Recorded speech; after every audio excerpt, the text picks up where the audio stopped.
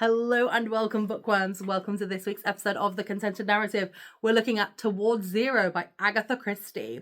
So this one's set, and you've got this man who has divorced his wife, remarried, and then decided to bring his new wife to his godmother's house where his old wife is staying, and who knows why? And obviously you find out why. But in amongst that, you end up with a couple of deaths and you're trying to figure out who did it. And this was actually adapted to a TV show quite recently as well in the last couple of years. So I would say give it a go because I thoroughly enjoyed it as well. But I've always loved Agatha Christie because of the fact that 9 times out of 10, I'm not guessing who the killer is.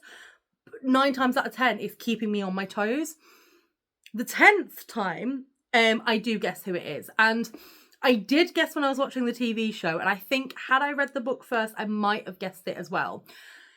Because, you know, when you're like, oh, this is and I'm not going to say too much because I don't want to give away the ending. You know, I mean, I know Agatha Christie's been around for donks.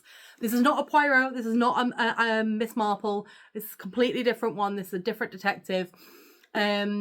But it's quite interesting because you're sort of you're looking at it and you're going, right, okay, it's building up. This is the killer. This is the killer. Perfect. Great. No. Okay. This is the killer. Right. No. Okay. But I feel with this one, as much as I enjoyed it, I felt like it was a bit too twisty-turny. If you know what I mean. I feel like it was trying, and again, I hate to talk down on the goddess that is Agatha Christie. But I feel as I was reading it, the characters were quite good. And the main guy was so awkward. And the fact that he was oh no, it's okay. I can bring my new wife to the hotel with my old wife. There's going to be no problems whatsoever. And you're are you delusional? And then while he's there, he's trying to big up this one. And then when you find out as well, and obviously you've got the women that are you've got one that's very serene, very in herself, then you've got the other one that's very fiery, very how dare you, blah, blah, blah. And you've got the people around you, and I'm just sat there going, great, okay. Could you imagine having your ex and your, it's crazy to me.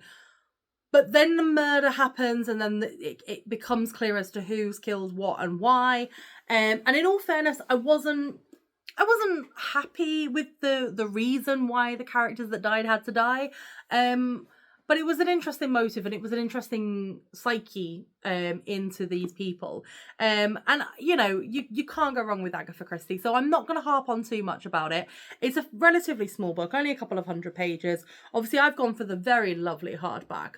And you know, it's just because I've got Agatha Christie up there as well, but give it a go. Let me know what you think. Let me know your favourite Agatha Christie in the comments as well. Because genuinely, there's some that you sit there and you go, holy shit. And then there's some that you sit there and go, my favourite's still The Murder of Roger Ackroyd. I'm pretty sure I have reviewed it for this channel. But yeah, 100%, that's still my favourite. But let me know below in the comments if you enjoyed it, what your favourite is. And thank you so much for your continued support.